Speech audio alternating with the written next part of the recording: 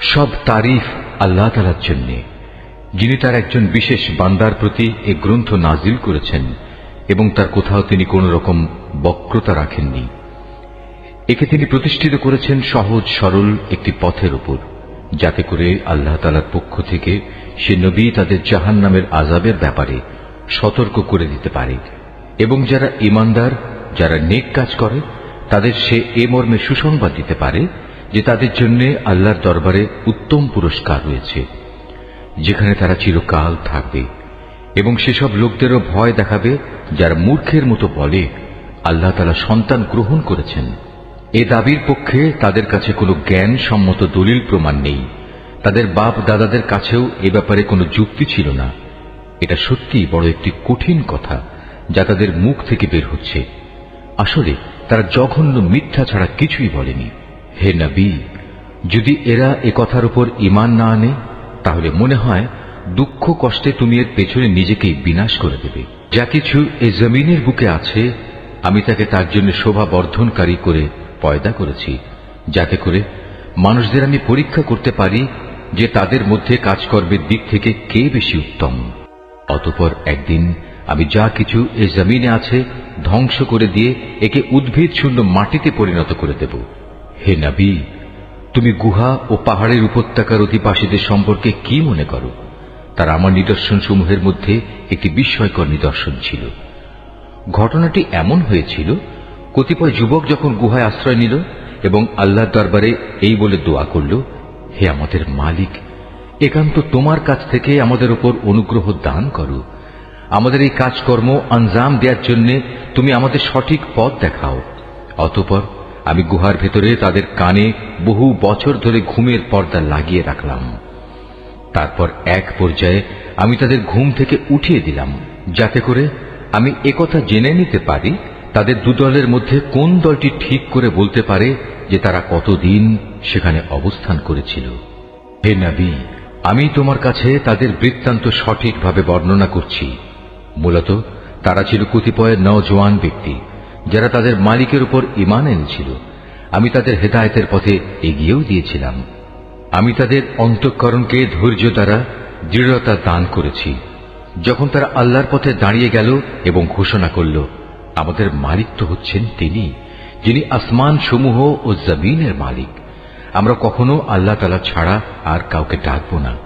যদি আমরা এমন অযৌক্তিক কথা বলি, তাহলে তা হবে মারাত্মক দিন বিরোধী কাজ।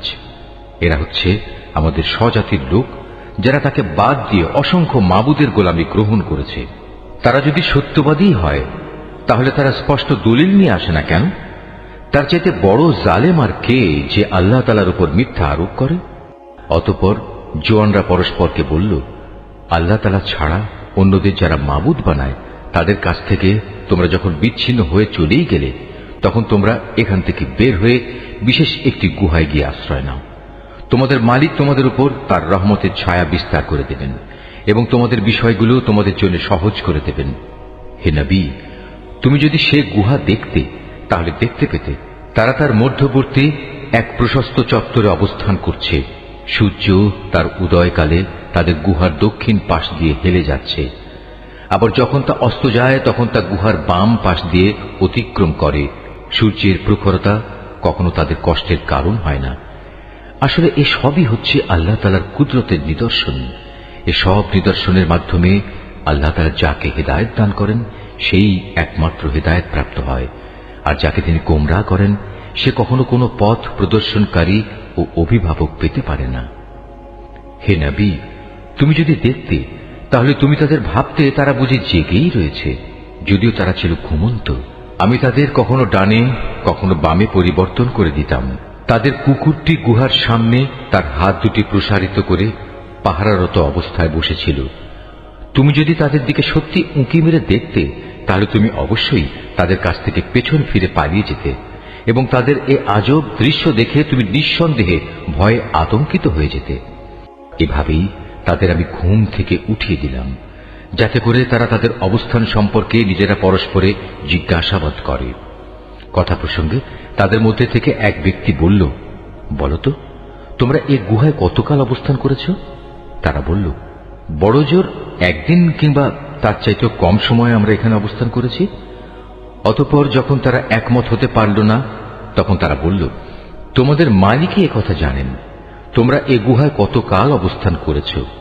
এখন সে বিতর্ক রেখে বরং তোমরা তোমাদের একজনকে তোমাদের এ রৌপ্য মুদ্রা সহ শহরে পাঠাও। সে বাজারে গিয়ে দেখুক কোন খাবার উত্তম, সেখান থেকে কিছু খাবার তোমাদের কাছে নিয়ে আসুক। সে যেন বিচক্ষণতার সাথে কাজ করে এবং সে যেন কাউকেই তোমাদের ব্যাপারে কিছু জানতে না দেয়। যদি তারা তোমাদের সম্পর্কে জানতে পারে, তাহলে তারা তোমাদের প্রস্তরাঘাত করে হত্যা করবে, কিংবা তোমাদের জোর করে তারা তাদের দিনে ফিরিয়ে নেবে। আর একবার তেমনটি হলে কখনোই তোমরা মুক্তি পাবে না। আর এভাবেই আমি একদিন তাদের ব্যাপার শহরবাসীদের জানিয়ে দিলাম, যাতে করে তারা একথা জানতে পারে মৃতকে জীবন দেওয়ার ব্যাপারে আল্লাহ তাআলার ওয়াদা আসলেই সত্য, এবং কিয়ামতের আসার ব্যাপারেও কোন রকম সন্দেহ নেই।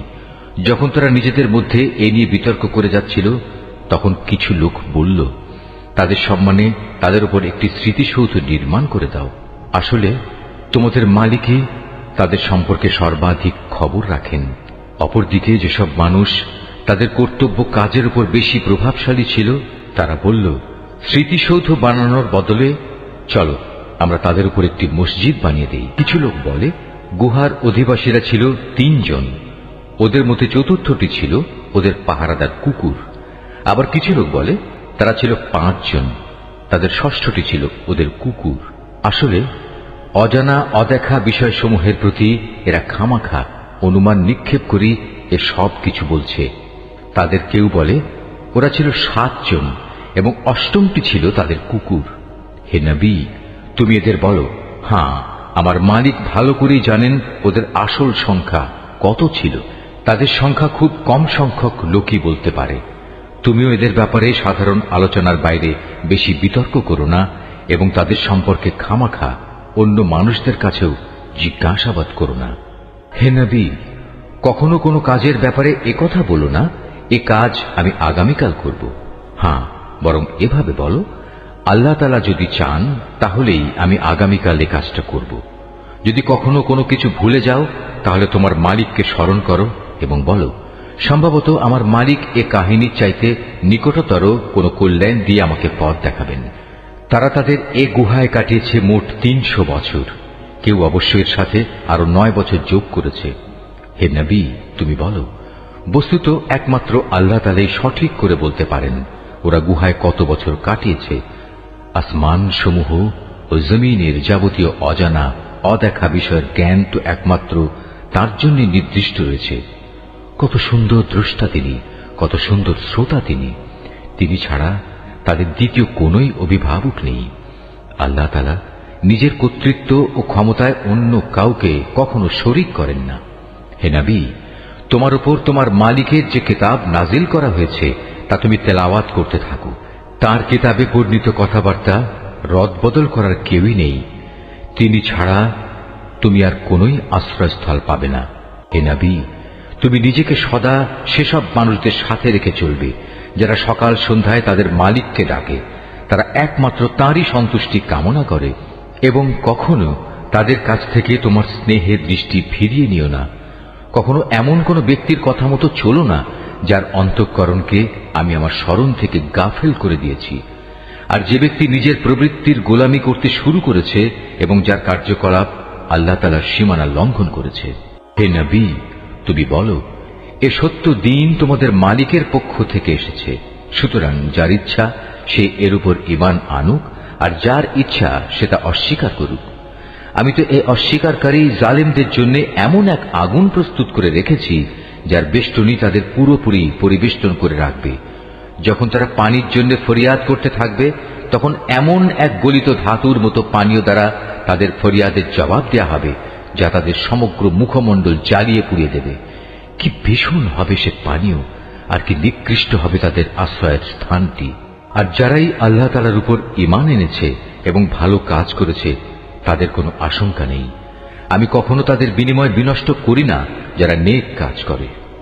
এদের জন্য রয়েছে এমন এক স্থায়ী জান্নাত যার পাদদেশ দিয়ে ঝর্ণাধারা প্রবাহিত হবে। তাদের সেখানে সোনার কাঁকুন দ্বারা অলঙ্কৃত করা হবে। তারা পরিধান করবে সূক্ষ্ম ও পুরু রেশমের পোশাক। উপরন্তু তারা সমাসীন হবে এক সুসজ্জিত আসনে। কত সুন্দর তাদের বিনিময়, কত চমৎকার তাদের আশ্রয়ের এই স্থানটি। হে নবী, তাদের শিক্ষার জন্য তুমি দুজন লোকের উদাহরণ পেশ করো, যাদের একজনকে আমি 2 আঙুরের বাগান দান করেছিলাম এবং এ 2 কতিপয় খেজুর গাছ দ্বারা পরিবেষ্টিত করে রেখেছিলাম। আবার এ 2 মধ্যবর্তী স্থানকে পরিণত করেছিলাম একটি সুফলা শস্য ক্ষেত্র রূপে। উভয় বাগানই এক পর্যায়ে যথেষ্ট ফল দান করল। ফলদানে বাগান 2 কোনো রকম ত্রুটি করেনি। উভয় বাগানের ফাঁকে ফাঁকে আমি পানির ঝর্ণাধারাও প্রবাহিত করে রেখেছিলাম। এক পর্যায়ে তার অনেক ফল হয়ে গেল। অতঃপর একদিন সে তার সাথীকে কথা প্রসঙ্গে বলল, দেখো, আমি ধন সম্পদের দিক থেকে তোমার চাইতে যেমন বড়, তেমনি জনবলেও আমি তোমার চাইতে বেশি শক্তিশালী। নিজের শক্তি সামর্থ্যের ব্যাপারে বাড়াবাড়ি করতে করতে সে নিজের বাগানে গিয়ে প্রবেশ করল এবং বলল, আমি ভাবতেই পাচ্ছি না এ বাগানের সৌন্দর্য কোনোদিন নিঃশেষ হয়ে যাবে। আমি এও মনে করি না একদিন এসব ধ্বংস হয়ে কিয়ামত প্রতিষ্ঠিত হবে এবং কিয়ামতের পর আমাকে যদি আমার মালিকের সামনে ফিরিয়ে নেওয়াও হয়, তাহলে এর চাইতে উৎকৃষ্ট কোনো কিছু আমি সেখানে পাব। তার সে গরিব সাথীটি, যে তার সাথে কথা বলছিল, বলল, এ পার্থিব সম্পদ দেখে তুমি কি সত্যি সে মহান সত্তাকে অস্বীকার করছো, যিনি তোমাকে প্রথমত মাটি থেকে অতঃপর শুক্র কণা থেকে পয়দা করেছেন, পরিশেষে তিনি তোমাকে একটি মানুষের আকৃতিতে পূর্ণাঙ্গ করেছেন? কিন্তু আমি তো বিশ্বাস করি সেই সৃষ্টিকর্তা আল্লাহ তাআলাই হচ্ছেন আমার মালিক এবং আমার মালিকের কোনো কাজের সাথেই আমি কাউকে শরীক করি না। কত ভালো হতো তুমি যখন তোমার ফলবতী বাগানে প্রবেশ করলে তখন যদি তুমি একথা বলতে, আল্লাহ তাআলা যা চেয়েছেন তাই হয়েছে। আল্লাহ তাআলা ব্যতি রেখে কারোই কিছু ঘটানোর শক্তি নেই। যদিও তুমি আমাকে ধনে জনে তোমার চাইতে কম দেখলে, কিন্তু আমি আল্লাহ তাআলার উপর ঈমান রাখি। সম্ভবত আমার মালিক আমাকে তোমার এ পার্থিব বাগানের চাইতে উৎকৃষ্ট আখিরাতের কোনো বাগান দান করবেন এবং অকৃতজ্ঞতার জন্য তোমার বাগানের উপর আসমান থেকে এমন কোনো বিপর্যয় নাজিল করবেন, ফলে তা উদ্ভিদ শূন্য এক বিরান ভূমিতে পরিণত হয়ে যাবে, কিংবা তার পানি তার জমিনের নিচেই অন্তর্হিত হয়ে যাবে। তেমন কিছু হলে তুমি কখনো তা আবার খুঁজে আনতে পারবে না। অতঃপর তাই ঘটল। তার বাগানের ফল ফলারিকে বিপর্যয় এসে ঘিরে ফেলল। তখন সে ব্যক্তি সেই ব্যয়ের উপর, যা সে বাগানের শোভাবর্ধনের পেছনে করেছিল, হাতের উপর হাত রেখে আক্ষেপ করতে লাগল। বাগানের অবস্থা এমন হল যা তা মুখ থুবড়ে পড়ে থাকল এবং সে নিজের ভুল বুঝতে পেরে বলতে লাগল, কত ভালো হতো যদি আমি আমার মালিকের ক্ষমতার সাথে অন্য কাউকে শরীক না করতাম। যারা বাহাদুরি করেছে তাদের কোনো দলই আজ থেকে আল্লাহর এই প্রতিশোধের মোকাবেলায় সাহায্য করার জন্য অবশিষ্ট রইল না, না সে নিজে কোন রকম প্রতিশোধ নিতে পারল। কেননা এখানে রক্ষা করার যাবতীয় এখতিয়ার একমাত্র আল্লাহ তাআলার, যিনি একমাত্র সত্য। পুরস্কার দানে ও পরিণাম নির্ধারণে তিনিই উত্তম। হে নবী, তুমি এদের কাছে দুনিয়ার জীবনের উদাহরণ পেশ করো। এই জীবনটা হচ্ছে এমন যেমন আমি আকাশ থেকে পানি বর্ষণ করি, যার কারণে জমিনের উদ্ভিদ ঘন সুশোভিত হয়ে ওঠে, অতঃপর এক সময় বাতাসটা উড়িয়ে নিয়ে ফেরে।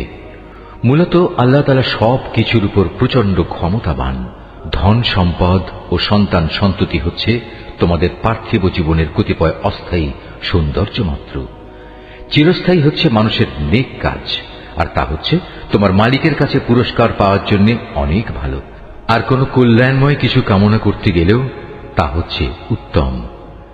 যেদিন আমি পাহাড় সমূহকে চলমান করে সরিয়ে দেব এবং তুমি এই পৃথিবীকে দেখবে তা একটি শূন্য প্রান্তর, সেদিন আমি তাদের মানব কুলকে এক জায়গায় জড়ো করব, কোনো একজনকেও আমি বাদ দেব না। তাদের সবাইকে তোমার মালিকের সামনে সারিবদ্ধভাবে এনে হাজির করা হবে।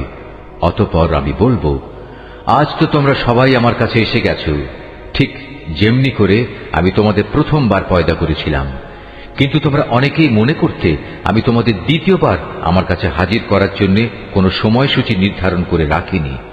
অতঃপর তাদের সামনে আমল নামা রাখা হবে। তখন নাফরমান ব্যক্তিদের তুমি দেখবে, সে আমল নামায় যা কিছু লিপিবদ্ধ আছে তারা তার কারণে খুবই আতঙ্কগ্রস্ত থাকবে। তারা বলতে থাকবে, হায় দুর্ভাগ্য আমাদের, এ আবার কেমন গ্রন্থ! এ তো দেখছি আমাদের জীবনের ছোট কিংবা বড় প্রত্যেক বিষয়ের হিসাব রেখেছে। তারা যা কিছু করেছে তার প্রতিটি বস্তুই তারা সে গ্রন্থে মজুদ দেখবে। তোমার মালিক সেদিন কার উপর বিন্দুমাত্র জুলুমও করবেন না। স্মরণ করো যখন আমি ফেরেশতাদের বলেছিলাম তোমরা সবাই আদমকে সাজদা করো, তখন তারা সবাই সাজদা করল, কিন্তু ইবলিস সাজদা করল না। সে ছিল আসলে জিনদেরই একজন। সে তার মালিকের আদেশের নাফরমানি করল। যে এত বড় নাফরমানি করল, তোমরা কি তাকে এবং তার বংশধরদের আমার বদলে তোমাদের অভিভাবক হিসেবে গ্রহণ করে চলেছ? অথচ প্রথম দিন থেকেই সে তোমাদের প্রকাশ্য দুশমন। চেয়ে দেখো, জালেমদেরকে নিকৃষ্ট বিনিময় দেয়া হয়েছে। আকাশমণ্ডলী ও পৃথিবী সৃষ্টি করার সময় আমি তাদের কাউকে ডাকিনি, এমনকি স্বয়ং তাদের নিজেদের বানানোর সময়ও তো আমি তাদের ডাকিনি। আসলে আমি তো অক্ষম ছিলাম না যে তাদের পরামর্শ আমার দরকার। অন্যদের যারা গোমরাহ করে আমি তাদের সাহায্য গ্রহণ করি না। যেদিন তিনি এদের বলবেন তোমরা তাদের ডাকো যাদের তোমরা আমার শরীক মনে করতে, ওরা তাদের ডাকবে, কিন্তু তারা তাদের এ ডাকে কোনোই সাড়া দেবে না। আমি এদের উভয়ের মাঝখানে এক মরণ ফাঁদ রেখে দেব। এ নাফরমান লোকেরা যখন আযাব দেখতে পাবে তখন তারা বুঝে যাবে তারা এক্ষুনি সেখানে গিয়ে পতিত হচ্ছে, আর একবার সেখানে পতিত হলে ওরা তা থেকে কখনোই মুক্তির পথ পাবে না। আমি মানুষের বোঝার জন্য এই কোরআনে সব ধরনের উপমা ও উদাহরণ বিশদভাবে বর্ণনা করেছি, কিন্তু মানুষের অধিকাংশই এ নিয়ে তর্ক করে।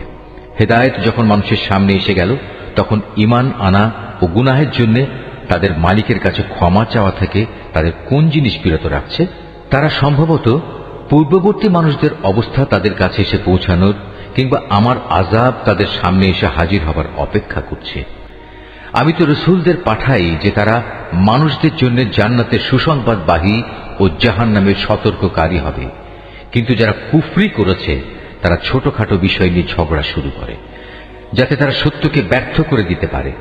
মূলত তারা আমার আয়াতসমূহকে এবং যেসব বিষয় দিয়ে তাদের জাহান্নাম থেকে সতর্ক করা হয়েছিল তাকে বিদ্রূপের বিষয়ে পরিণত করে নিয়েছে। তার চাইতে বড় জালেম আর কে আছে যাকে তার মালিকের আয়াতসমূহ স্মরণ করিয়ে দেয়া হচ্ছে এবং সে এর থেকে মুখ ফিরিয়ে দিচ্ছে। সর্বোপরি যা কিছু গুনাহের বোঝা তার হাত দুটো অর্জন করেছে সে তা ভুলে যায়। আমি তাদের অন্তরের উপর জাহেলিয়াতের আবরণ লাগিয়ে দিয়েছি যেন তারা সত্য দিন বুঝতে না পারে। এমনি ভাবে তাদের কানেও এক ধরনের কঠিন বস্তু ঢেলে দিয়েছি, এ কারণে তারা সত্য কথা শুনতে পায় না। অতএব হে নবী, তুমি ওদের যতই হেদায়েতের পথে ডাকো না কেন তাদের কখনো হেদায়েত দেয়া হবে না। হে নবী, তোমার মালিক বড়ই ক্ষমাশীল ও দয়াবান। তিনি যদি তাদের সবাইকে তাদের কৃতকর্মের জন্য শাস্তি দিতে চাইতেন তাহলে তিনি সহজেই তা ত্বরান্বিত করতে পারতেন, বরং এর পরিবর্তে তাদের জন্য শাস্তির একটি প্রতিশ্রুত ক্ষণ রাখা আছে যা থেকে ওদের কারোই পরিত্রাণ নেই। এই জনপদ ও তাদের অধিবাসীরা যখন আল্লাহ তাআলা সীমা লঙ্ঘন করেছিল তখন আমি তাদের নির্মূল করে দিয়েছি। তাদের ধ্বংসের জন্যও একটি দিনক্ষণ নির্দিষ্ট ছিল। হে নবী, তুমি এদের মূসার ঘটনা শোনাও। যখন মূসা তার খাদেমকে বলল, যতক্ষণ পর্যন্ত আমি দুটো সাগরের মিলনস্থলে না পৌঁছব ততক্ষণ পর্যন্ত আমি আমার পরিকল্পনা থেকে ফিরে আসব না। যদি আমাকে এজন্য দীর্ঘ সময় পর্যন্ত চলতে হয় তবু আমি চলতে থাকব। যখন তারা উভয়ে সেই প্রত্যাশিত দুটো সাগরের সঙ্গম স্থলে এসে পৌঁছল তখন তারা উভয়ই তাদের খাবারের জন্য রাখা মাছটির কথা ভুলে গেল। সে মাছটি ছুটে গিয়ে সুড়ঙ্গের মতো একটি পথ করে সহজেই সাগরে চলে গেল। যখন তারা আরো কিছু দূর এগিয়ে গেল তখন সে তার খাদেমকে বলল, এবার আমাদের নাস্তা নিয়ে এসো, আমরা আজকের সফরে সত্যি ভারী ক্লান্ত হয়ে পড়েছি। সে বলল, তুমি কি দেখোনি আমরা যখন শিলাখণ্ডের পাশে বিশ্রাম করছিলাম তখন আমি মাছের কথা ভুলেই গিয়েছিলাম। আসলে শয়তানি আমাকে ভুলিয়ে দিয়েছে যে আমি তার কথাটা স্মরণ রাখবো। আর সে মাছটিও কি আশ্চর্যজনক পদ্ধতিতে নিজের পথ ধরে সাগরের দিকে নেমে গেল। সে বলল, হ্যাঁ, এই তো হচ্ছে সেই জায়গা যে স্থানটির আমরা সন্ধান করছিলাম। মাছটি চলে যাওয়ার জায়গাই হচ্ছে সাগরের মিলনস্থল। অতঃপর তারা নিজেদের পথের চিহ্ন ধরে ফিরে চলল। এরপর তারা সেখানে পৌঁছলে তারা আমার বান্দাদের মাঝ থেকে একজন পুণ্যবান বান্দাকে সেখানে পেল, যাকে আমি আমার অনুগ্রহ দান করেছি। উপরন্তু তাকে আমি আমার কাছ থেকে বিশেষ জ্ঞান দান করেছিলাম। মুসা তাকে বলল, আমি কি তোমার অনুসরণ করতে পারি, যাতে করে আল্লাহ তাআলার কাছ থেকে যে জ্ঞান তোমাকে শেখানো হয়েছে তার কিছু অংশ তুমি আমাকে শেখাতে পারো? সে বলল, হ্যাঁ পারো, তবে আমার সাথে থেকে তা তুমি কখনো ধৈর্য ধারণ করতে পারবে না। অবশ্য এটাও ঠিক, যে বিষয়ে তোমার জ্ঞান সীমার বাইরে তার উপর তুমি ধৈর্য ধরবেই বা কি করে? সে বলল, আল্লাহ তাআলা যদি চান তাহলে তুমি আমাকে ধৈর্যশীল হিসেবেই পাবে, আমি তোমার কোনো আদেশেরই বরখেলাপ করব না। সে বলল, আচ্ছা, যদি তুমি আমাকে অনুসরণ করোই তাহলে কোনো বিষয় নিয়ে আমাকে কিছু জিজ্ঞেস করবে না, যতক্ষণ না সে কথা আমি নিজেই তোমাকে বলে দেব। অতঃপর তারা দুজন পথ চলতে শুরু করল। নদীর পাড়ে এসে উভয়ই একটি নৌকায় আরোহণ করল। নৌকায় উঠেই সে তাকে ছিদ্র করে দিল। সে বলল, তুমি কি এজন্য তাতে ছিদ্র করে দিলে যেন এর আরোহীদের তুমি ডুবিয়ে দিতে পারো? তুমি সত্যি এক গুরুতর অন্যায় কাজ করেছ। মুসার কথা শুনে সে বলল, আমি কি তোমাকে একথা বলিনি, আমার সাথে থেকে তুমি কখনো ধৈর্য ধারণ করতে পারবে না? সে বলল, আমি যে ভুল করেছি সে ব্যাপারে তুমি আমাকে পাকড়াও করো না, এবং এ ব্যাপারে আমার উপর বেশি কঠোরতাও আরোপ করো না। আবার তারা পথ চলতে শুরু করল। কিছুদূর গিয়ে তারা উভয়ে একটি কিশোর বালক পেল। সাথে সাথে সে তাকে হত্যা করে ফেলল। এই কাজ দেখে সে বলল, তুমি তো কোন রকম হত্যার অপরাধ ছাড়াই একটি নিষ্পাপ জীবনকে বিনাশ করলে। তুমি সত্যি একটা গুরুতর অন্যায় কাজ করে ফেলেছ। সে বলল, আমি কি তোমাকে একথা বলিনি যে তুমি আমার সাথে থেকে ধৈর্য ধরতে পারবে না? সে বলল, যদি এরপর আর একটি কথাও আমি তোমাকে জিজ্ঞেস করি তাহলে তুমি আমাকে তোমার সাথে রেখো না। অবশ্য এখন তো তুমি আমার পক্ষ থেকে ওজর পেশ করার প্রান্ত সীমায় পৌঁছে গেছ। আবার তারা চলতে শুরু করল। কিছু দূর এগিয়ে তারা জনপদের অধিবাসীদের কাছে পৌঁছল। সেখানে পৌঁছে তারা সেই জনপদের অধিবাসীদের কাছে কিছু খাবার চাইল, কিন্তু তারা তাদের মেহমানদারি করতে অস্বীকার করল। অতঃপর সেখানে তারা একটি পতনোন্মুখ পুরনো প্রাচীর দেখতে পেল। সে প্রাচীরটা সোজা করে দিল। সে বলল, তুমি চাইলে তো এদের কাছ থেকে এর উপর কিছু পারিশ্রমিক গ্রহণ করতে পারতে। সে বলল, বেশ, এখানেই তোমার আমার মধ্যে বিচ্ছেদ হয়ে গেল, কিন্তু তার আগে যেসব কথার ব্যাপারে তুমি আমার সাথে ধৈর্য ধরে থাকতে পারোনি তার ব্যাখ্যা আমি তোমাকে বলে দিতে চাই। প্রথম ঘটনাটি হচ্ছে নৌকা সম্পর্কিত। মূলত তা ছিল কয়েকজন গরিব মানুষের মালিকানাধীন।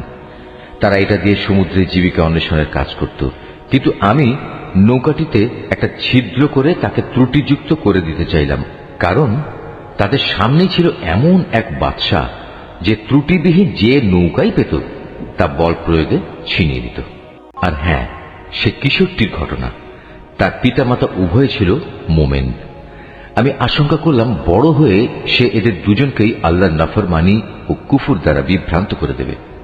আমি চাইলাম তাদের মালিক তার বদলে তাদের এমন একটি সন্তান দান করবেন যে দিনদারি ও রক্তের সম্পর্ক রক্ষার ব্যাপারে তা চাইতে অনেক ভালো প্রমাণিত হবে। সর্বশেষ ওই যে প্রাচীরটির ব্যাপার, আসলে তা ছিল শহরের দুটি এতিম বালকের। এর নিচেই তাদের জন্য রক্ষিত ছিল গুপ্ত ধনভাণ্ডার।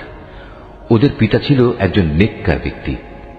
এই কারণেই তোমার মালিক চাইলেন ওরা বয়ঃপ্রাপ্ত হোক এবং তাদের সে ভাণ্ডার থেকে তারা সম্পদ বের করে আনুক। এই প্রাচীরটাকেই আমি তাদের বড় হওয়া পর্যন্ত দাঁড় করিয়ে রাখতে চেয়েছিলাম। এ ছিল মূলত তোমার মালিকের অনুগ্রহ দ্বারা সম্পাদিত কতিপয় কাজ। এর কোনোটাই কিন্তু আমি আমার নিজে থেকে করিনি।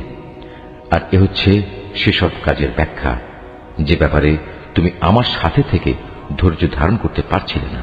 হে নবী, এরা তোমার কাছে জুলকারনাইন সম্পর্কে জানতে চায়। তুমি তাদের বলো, হ্যাঁ, আমি আল্লাহর কিতাব থেকে তার বিবরণ তোমাদের কাছে এক্ষুনি পড়ে শোনাচ্ছি। আল্লাহ তাআলা বলছেন, আমি জমিনের বুকে তাকে বিপুল রাজনৈতিক ক্ষমতা দান করেছিলাম এবং আমি তাকে এর জন্য প্রয়োজনীয় সব উপায় উপকরণও দান করেছিলাম। একবার সে সফরে বেরোবার প্রস্তুতি গ্রহণ করতে লাগলো। চলতে চলতে এমনিভাবে সে সূর্যের অস্তগমনের জায়গায় গিয়ে পৌঁছল। সেখানে গিয়ে সে সূর্যকে সাগরের কালো পানিতে ডুবতে দেখল। তার পাশে সে একটি জাতিকেও বাস করতে দেখল। আমি বললাম, হে জুলকারনাইন, এরা তোমার অধীনস্থ। তুমি ইচ্ছে করলে তাদের শাস্তি দিতে পারো অথবা তাদের সাথে তুমি সদয় ভাব গ্রহণ করতে পারো। সে বলল, হ্যাঁ, এদের মাঝে যে আল্লাহর সাথে বিদ্রোহ করবে তাকে আমি অবশ্যই শাস্তি দেব। অতঃপর তাকে যখন তার মালিকের সামনে ফিরিয়ে নেওয়া হবে তখন তিনি তাকে আরো কঠিন শাস্তি দেবেন। অপরদিকে যে ব্যক্তি আল্লাহর উপর ঈমান আনে এবং নেক কাজ করে তার জন্য আখিরাতে থাকবে উত্তম পুরস্কার। আর আমিও তার সাথে আমার কাজকর্ম সম্পাদনের সময় একান্ত বিনম্র ব্যবহার করব। অতঃপর সে আর এক অভিযানে পথে বেরোল। এমনকি চলতে চলতে সে সূর্যোদয়ের স্থানে গিয়ে পৌঁছল। তখন সে সূর্যকে এমন একটি জাতির উপর দিয়ে উদয় হতে দেখল যাদের জন্য তার প্রখর তাপ থেকে আত্মরক্ষার জন্য আমি কোনো অন্তরাল সৃষ্টি করে রাখিনি। যুলকারনাইনের ঘটনা ছিল এরকমই। আমার কাছে সে সম্পর্কিত পুরোপুরি খবরই মজুদ আছে। অতঃপর সে আর এক অভিযানে পথে বেরোল। এমনকি পথ চলতে চলতে সে দুটো প্রাচীরের মধ্যবর্তী স্থানে গিয়ে পৌঁছল। দুই পর্বতের মধ্যবর্তী স্থানে পৌঁছে সে এমন এক সম্প্রদায়ের লোকদের পেল যারা যুলকারনাইনের কোনো কথাই তেমন বুঝতে পারছিল বলে মনে হল না। তারা অতি কষ্টে তাকে বলল, হে বাদশাহ যুলকারনাইন, অবশ্যই ইয়াজুজ মাজুজ নামক দুটো সম্প্রদায় এই জমিনে নানা রকম বিপর্যয় সৃষ্টিকারী। এমত অবস্থায় তাদের থেকে বাঁচার জন্য আমরা কি তোমাকে এ শর্তে কোন রকম একটা কর দেব যে তুমি আমাদের এবং তাদের মাঝে একটি প্রাচীর বানিয়ে দেবে? সে বলল, কোনো কর নেওয়ার প্রয়োজন নেই, কেননা আমার মালিক আমাকে যা কিছু দিয়ে রেখেছেন তাই আমার জন্য ভালো। হ্যাঁ, শারীরিক শক্তি দ্বারা তোমরা আমাকে সাহায্য করতে পারো। আমি তোমাদের এবং তাদের মাঝে এক মজবুত প্রাচীর বানিয়ে দেব। তোমরা আমার কাছে এ কাজের জন্য লোহার পাতসমূহ নিয়ে এসো। অতঃপর সে অনুযায়ী তা আনা হলো এবং প্রাচীর তৈরির কাজও শুরু হলো। যখন মধ্যবর্তী ফাঁকা স্থানটি পূর্ণ হয়ে লৌহ স্তূপগুলো দুটো পর্বতে সমান হয়ে গেল তখন সে তাদের লক্ষ্য করে বলল, তোমরা হাঁপড়ে দম দিতে থাকো। অতঃপর যখন তা আগুনের মতো উত্তপ্ত হল তখন সে বলল, এখন তোমরা আমার কাছে কিছু গলানো তামা নিয়ে এসো, আমি তা এর উপর ঢেলে দেব। সুতরাং এভাবেই এমন একটি মজবুত প্রাচীর তৈরি হয়ে গেল যে তারা তারপর উঠতে সক্ষম হল না, না তারা তা ভেদ করে বাইরে আসতে পারল। যুলকারনাইন বলল, এই যা কিছু হয়েছে তা সবই আমার মালিকের অনুগ্রহে হয়েছে, কিন্তু যখন আমার মালিকের ওয়াদা মতো কিয়ামত আসবে তখন তিনি তা চূর্ণ বিচূর্ণ করে একাকার করে দেবেন। আর আমার মালিকের ওয়াদা হচ্ছে সত্য ওয়াদা। কিয়ামতের আগে আমি তাদের দলে দলে ছেড়ে দেব। তারা সমুদ্রের ঢেউয়ের আকারে একদল আরেক দলের মধ্যে প্রবিষ্ট হবে। যখন সিংহায় ফুৎকার দেয়া হবে তখন তাদের সবাইকে আমি হাসরের ময়দানে একত্রিত করব। সেদিন আমি জাহান্নামকে তার অবিশ্বাসীদের সামনে এনে হাজির করব, যাদের চোখের মধ্যে আমার স্মরণ থেকে আবরণ পড়েছিল। তারা হেদায়েতের কথাই শুনতে পেত না। কাফেররা কি একথা মনে করে নিয়েছে যে তারা আমার বদলে আমারই কতিপয় গোলামকে অভিভাবক বানিয়ে নেবে, আর আমি এ ব্যাপারে তাদের কোনো জিজ্ঞাসাবাদই করব না? আমি তো জাহান্নামকে কাফেরদের মেহমানদারির জন্য সাজিয়ে রেখেছি। নবী, এদের তুমি বলো, আমি কি তোমাদের এমন লোকদের কথা বলবো যারা আমলের দিক থেকে সম্পূর্ণ ক্ষতিগ্রস্ত হয়ে পড়েছে? এরা হচ্ছে সেসব লোক যাদের সমুদয় প্রচেষ্টা এই দুনিয়ায় বিনষ্ট হয়ে গেছে, অথচ তারা মনে মনে ভাবছে তারা বুঝি ভালো কাজই করে যাচ্ছে। এরাই হচ্ছে সেসব লোক যারা তাদের মালিকের আয়াতসমূহকে অস্বীকার করে এবং অস্বীকার করে তার সাথে ওদের সাক্ষাতের বিষয়টিও। এর ফলে ওদের সব কর্মই নিষ্ফল হয়ে যায়। তাই কিয়ামতের দিন আমি তাদের জন্য ওজনের কোনো মানদণ্ড স্থাপন করব না। এটাই জাহান্নাম, এটাই হলো তাদের যথার্থ পাওনা, কেননা তারা স্বয়ং স্রষ্টাকে অস্বীকার করেছে। উপরন্তু তারা আমার আয়াতসমূহ ও তার বাহক রসুলদের বিদ্রুপের বিষয় হিসেবে গ্রহণ করেছে। অপরদিকে যারা আল্লাহ তাআলার উপর ঈমান এনেছে এবং সে অনুযায়ী নেক আমল করেছে তাদের মেহমানদারির জন্য জান্নাতুল ফিরদাউস সাজানো রয়েছে। সেখানে তারা চিরদিন থাকবে। সেদিন তারা সেখান থেকে অন্য কোথাও যেতে চাইবে না। হে নবী, তুমি এদের বলো, আমার মালিকের প্রশংসার কথাগুলো লিপিবদ্ধ করার জন্য যদি সমুদ্র কালি হয়ে যায় তাহলে আমার মালিকের জ্ঞানের কথা লেখা শেষ হওয়ার আগেই সমুদ্র শুকিয়ে যাবে। এমনকি যদি আমি তার মতো আরো সমুদ্রকে লেখার কালি করে সাহায্য করার জন্য নিয়ে আসি তবু। হে নবী, তুমি এদের বলো, আমি তো তোমাদের মতোই একজন রক্ত মাংসের মানুষ, তবে আমার উপর ওহী নাজিল হয়, আর সে ওহীর মূল কথা হচ্ছে তোমাদের মাবুদ হচ্ছেন একজন। অতএব তোমাদের মাঝে যদি কেউ তার মালিকের সাক্ষাৎ কামনা করে সে যেন হামেশা নেক আমল করে, সে যেন কখনো তার মালিকের ইবাদতে অন্য কাউকে শরীক না করে।